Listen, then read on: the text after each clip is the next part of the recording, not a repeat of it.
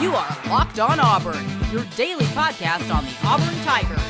Part of the Locked On Podcast Network, your team every day. Yes, welcome on into Locked On Auburn, your daily Auburn Tigers podcast. I'm your host, Zac Blackerby. Thank you so much for making Locked On Auburn your first listen every single day. We're about to jump into some basketball talk as Auburn defeated Oklahoma. Also, since the last pod went up, the Tigers locked up Bruce Pearl for life. And then we'll also speculate on the Austin Davis rumors. What is Auburn's offensive coordinator up to these days? As we are always joined on Mondays by the one and only Lindsay Crosby. Basketball does it again, my friend. Basketball does it again. Everybody has won in the last week. Auburn Arena has just been full of winners all week, and you love to see it. You do love to see it. You absolutely do love to see it. And look, the SEC looked really good in the SEC Big 12 Challenge. And there were a lot of highly ranked teams that lost. Auburn was not one of them, but Baylor losing to Alabama and Kansas getting run out of the gym by a red-hot Kentucky team. Kentucky seems like they are annihilating everyone except for when they went on the road and played at Auburn Arena. So you got to think, okay, maybe you're not necessarily cheering for those teams, but I think it helps Auburn when both of those things happen. But yeah, Auburn beat Oklahoma 86-68. They never trailed in this game. This was a contest that Auburn controlled throughout, right? Which was a nice change of pace because it seems like Auburn's kind of had to dig itself out of some holes based on, how they played in the first few minutes of the game over the last few weeks. This is the kind of thing that you wanted to see from Bruce Pearl's team. Yeah, one of the complaints that I've had, I feel like almost every week, is how we've been starting slow, and we rely on that first bench rotation to kind of pick us up and carry us a little bit. And started off really strong, like you said, never was trailing in the game. That Right. first bench rotation didn't actually go that great. And then you saw the starters come back in the first half and just really start putting it away. We had a couple different runs that were like 8-0 runs, 9-0 runs. And I believe Oklahoma had a spot in the first half where they didn't score for like 9 minutes. I mean, just absolute dominance from Auburn defensively in that first half and really just kind of set the tone and built the lead and then never relinquished it. Right. And the rotation, I mean, it definitely favored the starters more than usual, which is fun to see. And I want to start things off as we kind of look into, some of these numbers here. I want to give a nod to Alan Flanagan because Alan Flanagan is a guy that I have not loved his offense since his return. I've loved his impact on the basketball team, but he was 1 for 4. He just scored 3 points, but led the team in plus minus, which if you listen to the show consistently, I'm a huge plus minus guy. I think it's the most important stat in basketball, but yeah, he was plus 26 in 25 minutes of action, and he was 1 of 4 shooting. So, I mean, that just tells you what he is doing away from the basketball. He's setting guys up. He's playing good defense, and Auburn's playing well when Alan Flanagan is on the floor, despite his rustiness offensively. I mean, offensively, he's not the dude he was a year ago. I think we all can agree on that. Now, as to why, is it him coming back from his injury?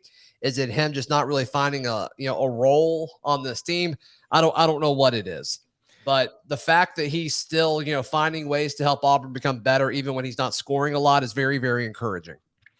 Yeah, and one of those rare off nights for Wendell Green, we saw plenty of offense provided by other guys, by obviously the front court, 44 points and 23 rebounds, and really kind of doing it from everywhere. I think Jabari hit 2 threes. Walker Kessler hit 2 threes. I think I talked last week about teams have started to just sag off of Walker Kessler and leave him that wide open look from 3. He's taking those shots again, and he went 2 for 4, which is it's a pretty good percentage there. If you're going, you take that. You take that 7 days a week and Sunday after church. I still wonder, just big picture, like, would you rather Jabari shoot it 4 more times? But I get it. I mean, if they're leaving you wide open, you got to do what you got to do. Yeah, and I think as teams start to go back to respecting that 3 a little bit more, all it does is provide spacing for other players, right? Because part of the issue you're seeing is Walker Kessler gets the ball top of the key, and there's nobody within 10, 15 feet of him. And so passing lanes are constrained everywhere else. And obviously, if he wants to drive to the basket, he's got multiple guys stacked up. So him continuing to do that is just going to open things up more for this offense, different positions. But, 57.5% from 2 for this team. Walker Kessler was 9 for 9. Just an overall felt like an efficient day. 26% from 3. You don't love to see that, but despite all of that, you dropped 86 points on a top 30 defense. Never going to complain about that. And these are the kind of games that, you play these types of opponents in the first few rounds of the NCAA tournament if you're a 1 seed. And this is, I think, what you should expect. And so, sure, you need a little bit of luck to go your way in any form of tournament, single elimination tournament. But, having Justin Ferguson on the show Friday, he equated Oklahoma to playing like a Mississippi State, or no, he said Texas A&M or an Arkansas. And I think that's an encouraging thing to hear, especially when you look at it. It seems to have been a curse for every team but Auburn and Gonzaga. If you're ranked in the top 5, you're going to lose several games that you shouldn't. And Auburn hasn't had that happen yet. They've been extremely consistent and extremely aware of, kind of what all is going on. So I think that's something you should write home and be happy about. Hey, how about our guy, Zep Jasper? He shot the ball 6 times.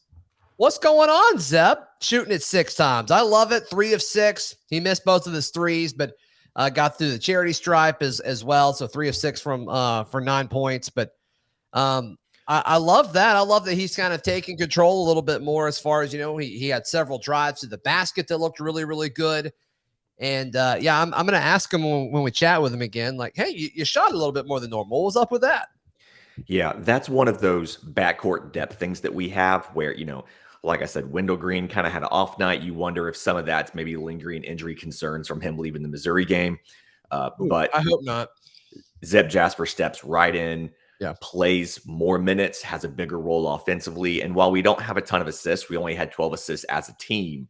We just saw that, like, every time something happens to someone, the next guy steps up and gets the job done. And ultimately, that's what matters. It doesn't matter how much you win by. It matters that you won the game. But I will point out that Auburn did cover because good teams win. And great teams cover. That's right. Courtesy of our friends at betonline.ag. All right, when we come back in just a moment, I want to talk about Bruce Pearl getting locked up for life. That awesome video that Alan Green posted Friday evening. Hey, I want to tell you guys about this incredible app that everyone who buys gas needs to know about, Get Upside. My listeners are earning cash back for every gallon of gas every time they fill up. Just download the free Get Upside app in your phone's app store and use promo SCORE, and you get an additional 25 cents per gallon more on your first fill up. Cash back. Don't pay full price at the pump anymore. It's silly. Get cash back. It goes directly into your account that you create. It's free to create a Get Upside, and you see the money pile up in your account. Use promo code SCORE once again to kind of get that bonus action early on. But yeah, you can see the money build up and you can take it out anytime you want. There's no penalty. There's nothing, crazy you have to do. There's no hoops that you have to jump through.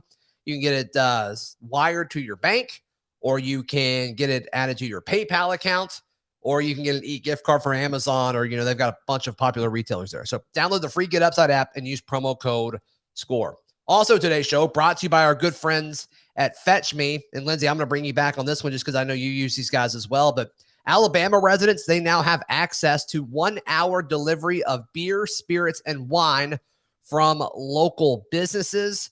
And Fetch Me in the Auburn, Opelika, and Lee County area is now offering alcohol delivery. So if you're out or in a situation where you don't want to leave your house hanging out with your friends or family, or you're in a situation where you probably don't need to be going and getting more, you can use Fetch Me, and you can order alcohol to your house. How nice is that? I mean, it's an absolute game changer. And this is something we already use Fetch Me home delivery for a lot of our meals, especially like my family was sick the last week. We stayed home quite a bit, but being able to not only take care of food for them, but booze when the kids are too much. I mean, this is going to be probably my bookmarked and most visited website other than Wordle. I mean, my goodness. That's right. So yeah, right next to Wordle, you can go to fetchmealcohol.com. That is Fetch Me's alcohol delivery specific. So it's a different portal than how you will buy food, but it's still the same great service. It's still local people, and it's still Auburn University people. So be sure to check out fetchmealcohol.com, and they will get you taken care of. I think it's an awesome service. Okay, so Auburn, we're all just chilling Friday night, Lindsay, and then Alan Green drops one of the most fascinating videos I've seen in a while. Selfie style video. Alan Green announcing Bruce Pearl. He's going to be an Auburn basketball head coach for life, which is exciting. Some details of the video that we could break down if you want to. I just think it's interesting. But for once, Bruce Pearl, like, it didn't really seem like he knew what to do when Alan brought him into the video. But regardless, I'm tearing up watching the video because it's like, yes, Bruce Pearl's not going anywhere. Success at Auburn's going to be here to stay. Yeah, they're at the president's mansion. That's the backdrop of this. So they're all in, shirts and dress coats and things like that. They're there for a reception. And at the same time they're doing that, President Gouge is inside telling people that, like, he literally just signed a contract to keep Bruce Pearl here for life. And it's one of those, you love to see good people rewarded for their hard work. And that's what this is. Bruce Pearl, when he got to Auburn, it was something where he didn't have a ton of leverage because of some of the past and, some of the concerns about him with the NCAA. Obviously, all of that is behind us. He has built this program to where it is. And you heard him in his press conference Saturday after the game when he talked about, he didn't rent in Auburn. He bought. They built their dream home at Lake Martin. Like, he is here to stay for life. His wife built a business. And, and so you love to see Bruce Pearl stick around. And I find it really interesting that he is currently paid more than Brian Harsin. Yeah. I mean, he deserves it, right? Yeah. I mean, it's one of those, part of this is just the scale of basketball contracts to football contracts. It doesn't usually happen, but right. I mean, he deserves to be paid as one of the best coaches in the nation because he is. And so I believe he's somewhere in the top 5 now, I think 5 or 6. Yeah. And he was pretty close to that beforehand. When I first saw the number, Lindsay, I thought it was low. I think it was low. And then looking into it, he wants to make sure his assistants are paid and all that. And so I get that. That's important. And it's going up like $250,000 a year, something like that. And so, I mean, in the span of 8 years, you're going to get a $2 million raise. Like, that's pretty crazy to think about. But, I still thought the number was low. It's like, I saw the 5 point whatever, and it's like, I feel like it should be pushing 7, but hey, whatever. Good for all. Good for Bruce Pearl. This is a win for everyone involved. Yeah. Like you said, one of the things is more money for the assistants. And he actually, reports came out that he had gone to the administration, I believe, last year and asked for some more money for the assistants. And it wasn't something we just saw Auburn announce a loss for athletics for 2021. And a lot of that was pandemic adjustments plus buyouts for former coaches. So I'm glad that he was able to get more money for the staff. And I think that kind of tells you what kind of person Bruce Pearl is, that he said, I could probably get that $7 million if I wanted, but I'm going to take a little bit less and I'm going to make sure my guys under me all get paid as well. Wes Flanagan, Stephen Pearl, that they're all taken care of. Our boy Chad. Our boy Chad. Yeah. Don't take Maddie's dad away from us, please. Maybe Chad has the funds now to go horizontal when he does his videos. We'll see what happens. But no, just really kind of took care of the whole staff, took care of everybody. And then obviously in February, the Board of Trustees is discussing the basketball only facility. Right. Because right now that practice gym is used quite a bit by a lot of different programs.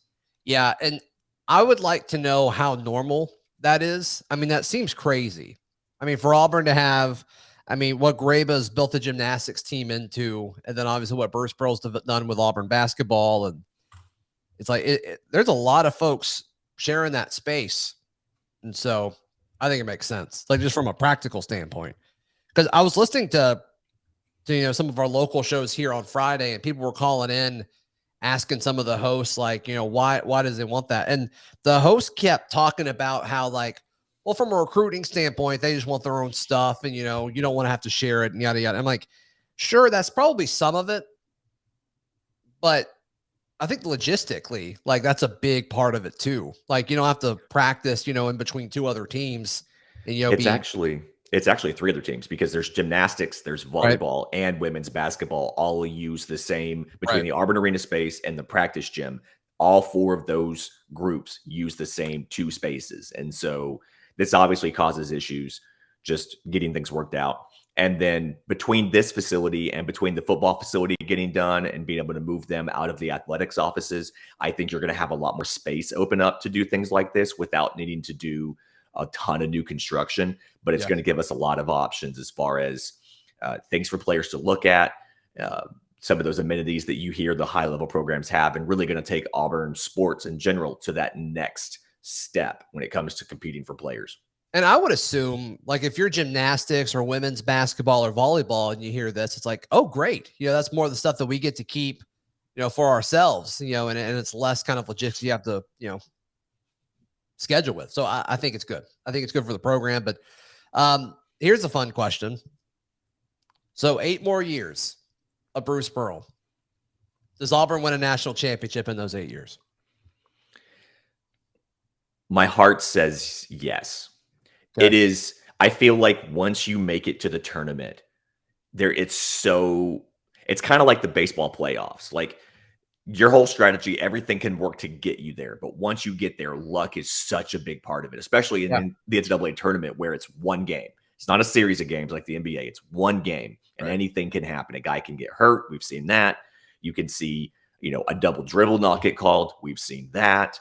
A lot of different things can happen. But if you have Bruce Pearl for 8 years, I'd like to think with the program that he's built, with the talent that he brings in, one of those 8 years will bring a championship. Yeah, I mean, that'd be crazy. I mean, I can't see a scenario where a team is going to have a better shot to win it than this one right now. But still, I think so too. I think we get one. By the time this contract ends, I think Auburn gets a national championship in basketball. I really believe amazing. That's absolutely amazing. And the fact that you can say that and it not be ridiculous is amazing as well. You know what I mean? It's like, I mean, if we would have said like, okay, hey, when Bruce got hired, he's going to win a national championship at Auburn, be like, no, are you dumb? Like, calm down. Like, I know you're excited, but calm down. But now it's like, yeah, I think he could. I think he definitely could. And he may do it this year. It's so tough.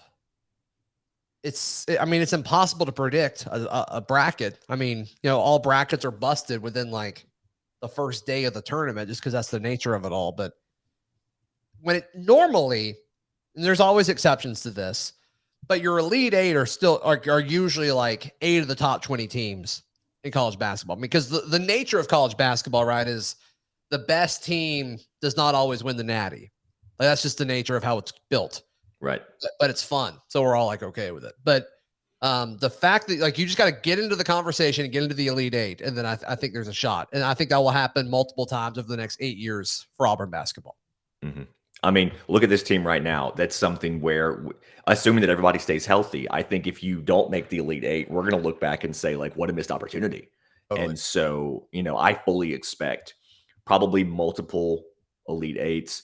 I'd feel comfortable saying 2 Final Fours and 1 championship game appearance, hopefully a win. Wow.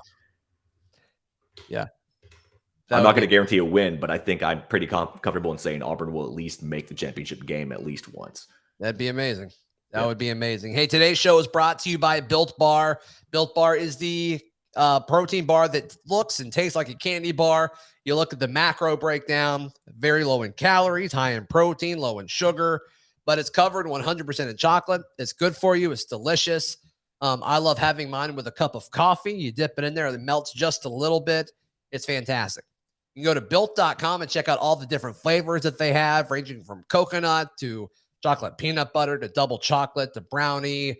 They've got fruity flavors as well. All at built.com. Use promo code LOCK15 to get 15% off your order. That is promo code LOCK15 for 15% off at built.com. All right, Lindsay, over the weekend, rumors kind of started swirling. Talk started swirling about how Austin Davis, Auburn's new offensive coordinator, has been away from the program, taking some days off. It seems like the folks in the know are saying that he's talked about it with Harsin and he's just taking a few days away from the program, but that's not going to stop people from talking for sure. So I have a few thoughts on this, Lindsay. One is if he does leave, I don't think it's that big of a deal because I think the clear backup plan is he promotes Keesow and then you bring on Trevon Reed to coach receivers. And I think that's it. I think you're done. And I don't think the offense would look that much different. Now, does your quarterback development change a little bit? Possibly, but I don't think we know that. I don't think we know that for a fact. So as far as like going into 2022, I don't think you see a whole lot of difference there. Yeah, this would be a different situation if Austin Davis was a hotshot play caller who we brought in because we felt like our offense was stale and we needed his scheme. He's being brought in to teach the quarterbacks. And, we actually all thought Harsin was going to call plays the whole time. So I think the only situation where Austin Davis leaving looks badly on Auburn is if he leaves Auburn to go to another college program where he doesn't have some sort of obvious step up. Yeah. So and I know the NFL is in the middle of the hiring cycle. News was breaking Sunday morning about Josh McDaniels maybe going to the Raiders. I think it's something where if he ends up leaving Auburn to go back to the NFL, you really can't complain too much about like, oh yeah, this coach left to go to the highest professional level of football. But again, if he leaves to go to another college, I think that's a situation for concern. But based off his career, I feel like the only thing he would do is go back to college. So you have the plan in place. Go back to the NFL. I'm sorry. Yeah. Just making sure I understand. Yeah. I wouldn't be shocked if he went back to Seattle, Lindsay. I wouldn't be shocked if, he was here for a little bit and then he's like, you know what, this isn't quite for me. And I mean, it's the same sport, but it is a totally different job being a quarterback's coach for an NFL team versus an offensive coordinator for a college team. Like it's just, those are totally different things. Yeah. The recruiting is the big part of it when you're a professional coach, you come in, you teach, you develop, and you're done. And in college, so much of that is building the bond with the guys in your room, recruiting them to keep them there, going out and recruiting new players. And like, I have to be honest, if I was a coach, I would rather work in the NFL than college too, because I wouldn't want to have to deal with recruiting. I feel like there's a certain point and and it doesn't happen to everybody, but there's a certain point where a lot of guys are like, going out and trying to interest 17 and 18-year-old kids to come to my school is just not necessarily my bag. That's just not what I'm into. Yeah. And especially at the quarterback position where you're really starting when they're 16. A lot of them commit their junior years. And so it's something where I wouldn't be surprised if he got here, did some recruiting stuff with Harsin and said, you know what? College isn't for me because of the recruiting aspect. I just can't do it.